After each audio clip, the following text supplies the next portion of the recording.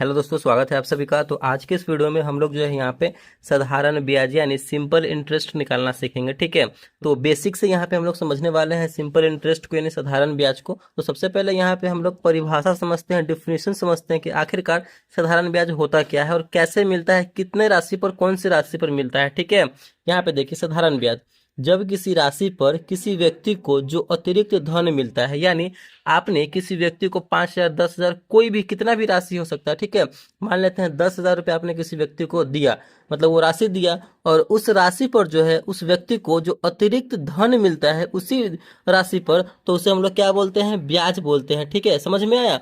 ब्याज केवल मूलधन पर निकाला जाए तो उसे साधारण ब्याज बोलते हैं। यानी जो आपने किसी को 10,000 रुपया दिया है उसी पर जो हमको ब्याज मिलता है ना, वो हमारा मूलधन हो गया। ठीक है, तो हमें 10,000 रुपया दिया है, वो मूलधन हो गया, उसी पर जो हमको ब्याज मिलता है उसे हम लोग क्या बोलते हैं, तो साधारण ब्याज बोलते हैं। तो साधारण ब्याज का फॉर्मूला क्या होता है, साधारण ब्याज का फॉर्मूला यहाँ पे पहले लिखते हैं हम लोग। साधारण मतलब सिंपल इंटरेस्ट, साधारण ब्याज। साधारण ब्याज का फॉर्मूला हमारा क्या होता है, साधारण ब्याज को हम लोग शॉर्ट फॉर्म में क्या लिखते हैं, तो SI लिखते हैं, यानी सिंपल इंटरेस्ट लिखते हैं। और इसका फॉर्मूला हमारा क्या होता है, मूलधन मूलधन गुने समय गुने दर बटे में 100 होता है। ठीक है, अब समझते हैं कि ये मूलधन क्या होता है, समय क्या होता है, दर क्या होता है। ठीक है, यहाँ पे समझिए मूलधन अच्छे से यहाँ पे हम लोग समझेंगे, तब यहाँ पे क्वेश्चन को बनाएंगे। मूलधन को हम लोग इंग्लिश में क्या बोलते हैं, तो प्रिंसिपल बोलते हैं। क्या बोलते हैं, प्रिंसिपल बोलते हैं, और इसे हम शॉर्ट फॉर्म में P से सूचित करते हैं। ठीक है, उसके बाद हो गया हमारा समय।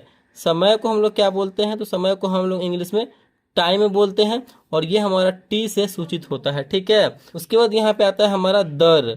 दर को हम लोग क्या बोलते हैं, तो रेट बोलते हैं, जिसे हम लोग R से सूचित करते हैं। ठीक है, यानी जो रुपया आपने किसी व्यक्ति को दिया है ना, वो हमारा मूलधन हो जाएगा। समय यानी जितने समय के लिए दिया है आपको, जैसे कि 2 साल, 3 साल, 4 साल, तो हमारा समय हो जाएगा। दर 2% की दर से, 3% की दर से, 4% की दर से। ठीक है, जिस दर से आपने उस व्यक्ति को रुपया दिया होगा, ठीक है, वही हमारा दर यानी रेट हो जाएगा। चलिए अब क्वेश्चन लेते हैं और क्वेश्चन से उसको अच्छे तरीके से समझते हैं।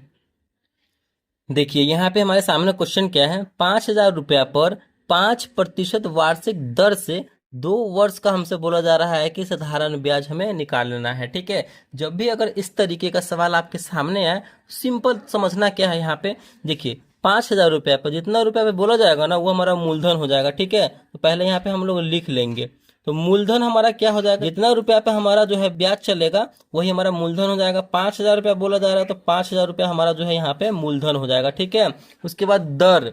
दर हम यहाँ पे देखेंगे कितना है, 5% वार्षिक दर से, यानी ये हमारा 5% वार्षिक दर हो गया, तो दर हमारा कितना हो गया, 5% की दर से चल रहा है। समय देखेंगे, समय हमारा यहाँ पे कितना है, तो समय देखिए कितने साल के लिए, 2 वर्ष, तो ये हमारा समय हो जाएगा 2 वर्ष। ठीक है, ऐसे हम लोग यहाँ पे पहले कर लेंगे, उसके बाद क्वेश्चन को बनाएंगे। अब यहाँ पे साधारण ब्याज शॉर्ट फॉर्म में ही लिखते हैं।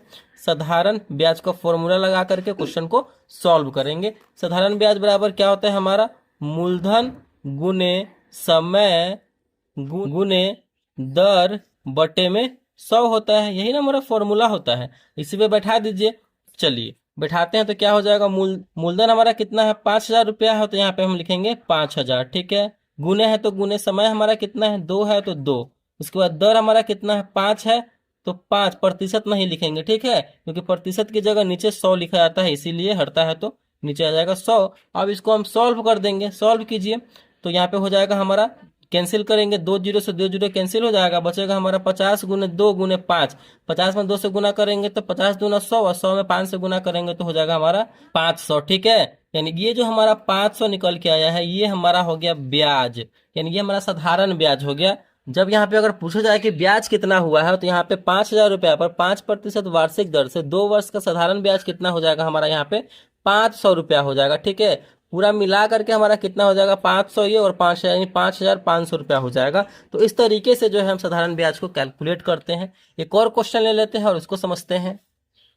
दूसरा क्वेश्चन यहाँ पे आपके सामने क्या है, 8,000 रुपया पर 8% वार्षिक दर से 3 वर्ष का साधारण ब्याज निकालना है।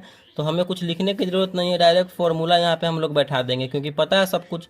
साधारण ब्याज साधारण ब्याज का फॉर्मूला क्या होता है? मूलधन गुने समय गुने दर बटे में 100। मूलधन कितना है हमारा यहाँ पे? 8,000 रुपया है, ठीक है। गुने समय कितना है हमारा यहाँ पे? 3 वर्ष है तो 3, और दर कितना है? 8% है तो 8, और बटे में 100 होता है फॉर्मूला में। बस सिंपल कैलकुलेशन कर देंगे, 2 जीरो से 2 जीरो कैंसिल हो जाएगा। 80 गुने 3 गुने यहाँ पे है 8, तो 80 में 3 से गुना करेंगे तो 8×3 = 24। 240 गुने 8 गुना करेंगे तो 8 में 0 से 0, 8 चौका 32 का 2 हासिल 3, 8 दूनी 16 और 3 19, 1920 रुपया जो है यहाँ पे क्या हो जाएगा? तो ये ब्याज हो जाएगा, ठीक है। तो इस तरीके से हम साधारण ब्याज को निकालेंगे। देखिए कितना जल्दी यहाँ पे हम लोग कैलकुलेट कर लिए हैं। तो इसी तरीके से जो है हमें साधारण ब्याज बनाना है। आई होप आपको साधारण ब्याज यानी सिंपल इंटरेस्ट अच्छे तरीके से समझ में आ गया होगा। तो अगर वीडियो आपको अच्छा लगा, पसंद आया, समझ में आया, तो प्लीज़ वीडियो को लाइक कीजिएगा। चैनल पर नए हैं तो चैनल को सब्सक्राइब जरूर कीजिएगा। Thank you.